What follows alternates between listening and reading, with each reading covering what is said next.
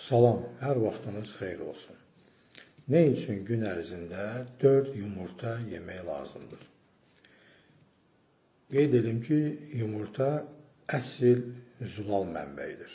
Yumurta ağı bədəndə zülal hüceyrələrinin qurulmasında iştirak edir. Yumurta zülalının bədəndəki zülala çevrilməsi faizi çox yüksəkdir. Yumurta ağının bədən tərəfindən mənimsənilməsi faizi 48-dir.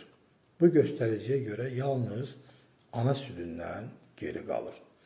Bir faktı xüsusilə qeyd edeyim ki, yumurtanı onun sarısı olmadan yedikdə bədən tərəfindən mənimsənilməsi faizi 17-yə düşür.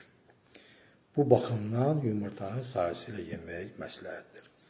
Yumurtanın tərkibində aşağıdakı çox mühüm, vacib olan faktorlar vardır. İlk növbədə vitamin Y, vitamin A, vitamin K2, vitamin D ilə yumurta zəngindir.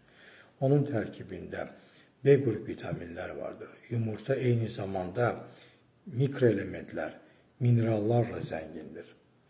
Yumurta tərkibində 2 cür pigment olmaqla göz üçün çox faydalı, çox əhəmiyyətli bir məhsula çevrilir.